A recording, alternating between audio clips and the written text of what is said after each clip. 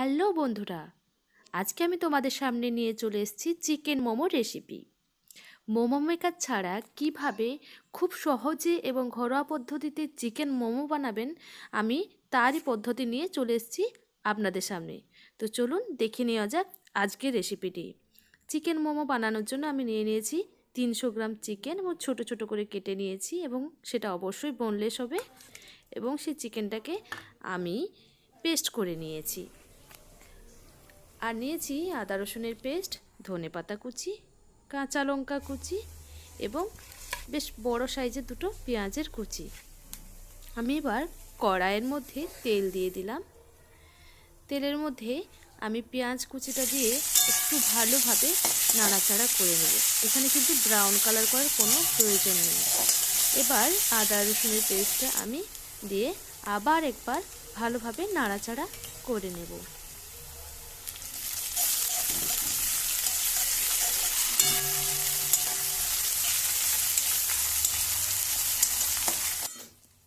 আমি এবার এর মধ্যে দিয়ে দেব পেস্ট করে রাখা চিকেনটা এবং ভালোভাবে এই পেঁয়াজের সঙ্গে মিশিয়ে নেব। একটু ধৈর্য ধরে এই পেস্টটাকে মাখিয়ে নিতে হবে। তারপর মাখানো হলে এর মধ্যে আমি দিয়ে দেব নুন, আন্দাজ মতো নুন, আর দিয়ে দেবো সামান্য পরিমাণ ধনেপাতা কুচি এবং কাঁচা লঙ্কা কুচি। তারপর আবার ভালোভাবে নাড়াচাড়া করে নিতে হবে। এবার এর মধ্যে আমি দিয়ে দিলাম খুবই সামান্য পরিমাণ জিরের গুঁড়ো। এখানে কিন্তু খুব বেশি মশলা যাবে না, জিরে গুঁড়ো এবং গোলমরিচের গুঁড়ো দিলেই যথেষ্ট। তারপরে আবার ভালোভাবে নাড়াচাড়া করে নিতে হবে। এগুলো যদি দোলা পাকিয়ে থাকে তোমরা ঠান্ডা হওয়ার পর হাতে করে একটু চটকে নিতে পারো। দেখো আমার মাংসের কিমাটা একদম রেডি হয়ে গেছে। এবার আমি আটাটা মেখে নেব। দেখো আমি এই আটার মধ্যে, মানে রুল ময়দা যেটাকে বলা হয়, তার মধ্যে তেল এবং নুন দিয়ে ভালোভাবে ময়দাটা মাখিয়ে নেব। লুচি যেভাবে মাখতে হয়, লুচি করতে গেলে আটাটাকে যেভাবে মাখতে হয় ঠিক সেভাবেই আমি কিন্তু মাখিয়ে নেব। তো দেখো আমি এইভাবে হাতে মালিশ দিয়ে দিয়ে ময়দাটাকে মাখিয়ে নিলাম।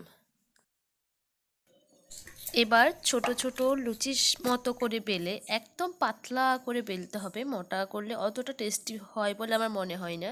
একটু পাতলা করে যদি বেলা হয় তাহলে টেস্টি বেশি হয়। তো এভাবে শাড়িতে যেভাবে কুচি দেওয়া হয় ঠিক সেইভাবে কুচি দিয়ে দিয়ে এই মোমোটাকে বানাতে হবে।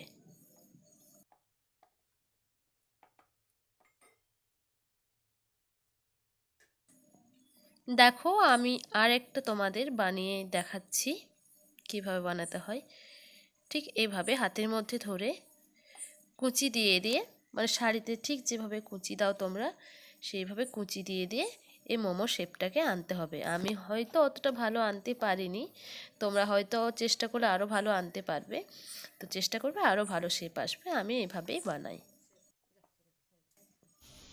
এবার দেখো আমি হাঁড়িতে জল ফুটতে দিয়ে দিয়েছি এবং এরকম একটা ফুটো করা থালা নিয়ে নিয়েছি এবং এর মধ্যে তেল ব্রাশ করে দিলাম এবং এর মধ্যে ওই মোমোগুলো একটা একটা করে বসিয়ে দেবো। এবার আমি ওই বাসনটা ওই ফুটন্ত জলের মধ্যে, মানে হাঁড়ির মধ্যে যে জলটা ফুটছিল হাঁড়ির মধ্যে, তার মধ্যে বসিয়ে দেবো এবং একটা ঢাকনা দিয়ে ঢেকে দেব। প্রায় 5 মিনিট পর ঢাকনা খুলে দেখো আমার মোমো একদম ভালোভাবে সেদ্ধ হয়ে গেছে এবং আমার মোমোও কিন্তু রেডি হয়ে গেছে।